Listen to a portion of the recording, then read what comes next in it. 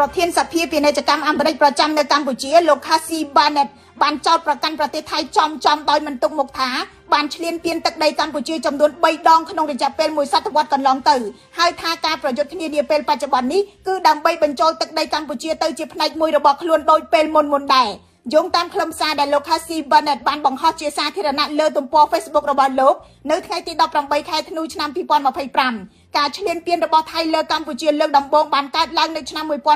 1941ក្នុងអំឡុងសង្គ្រាមលោកលើកទី2លោកថាពេលនោះថៃអះអាងថាកងកម្លាំងអាណានិគមបារាំងនៅកម្ពុជាបានបាញ់ឆ្លងព្រំដែនចូលទៅដល់ក្រុងអរញ្ញប្រទេសថៃប៉ុន្តែតាមពិតថៃបានត្រៀមរៀបចំសម្រាប់ការឈ្លានពានអស់រយៈពេលជាច្រើនខែលោក Barnett បានបន្តថាក្នុងរយៈពេលតែប៉ុន្មានសប្តាហ៍ថៃបានបញ្ចូលខេត្តភាគខាងជើងនៃកម្ពុជានិងទឹកដីភាគខាងលិចរបស់ឡាវទៅជាទឹកដីរបស់ខ្លួនការឈ្លានពានលើកទី2បានកើតឡើងជាច្រើនទសវត្សរ៍ក្រោយមកដោយថៃបានប្រើឧបទ្ទវហេតុព្រំដែននិងការអះអាងពីក្តីបារម្ភសន្តិសុខដើម្បីបង្ហាញអំពីភាពត្រឹមត្រូវនៃការឈ្លានពានយោធាចូលក្នុងទឹកដីកម្ពុជាម្ដងទៀតលោក Barnett និយាយថាគោលបំណងនៃការឈ្លានពានលើកទី2គឺនៅតែដដែលថៃផ្លាស់ប្ដូរខ្សែបន្ទាត់ព្រំដែនតាមរយៈកម្លាំងយោធាជាជាងការប្រើច្បាប់បន្ទាប់ពីការបរាជ័យរបស់ជប៉ុនក្នុងសង្គ្រាមលោកលើកទី2ប្រទេសថៃត្រូវបានបង្ខំឲ្យប្រគល់ទឹកដីឲ្យកម្ពុជាឡាវម៉ាឡាយ៉ានិងភូមាវិញ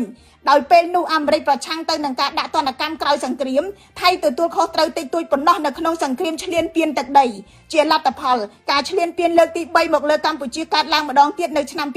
2025លោក Barnett និយាយថាប្រទេសថៃប្រើហេតុផលចាស់ក្នុងសមរភូមិថ្មីដោយចោទប្រកាន់ទីហ៊ានកម្ពុជាបានបាញ់ឆ្លងព្រំដែនដូចគ្នាទៅនឹងលេសដែលថៃបានប្រើក្នុងឆ្នាំ1941ដើម្បីធ្វើឲ្យប្រតិបត្តិការយោធារបស់ខ្លួនស្របច្បាប់នៅលើដែនដីកម្ពុជា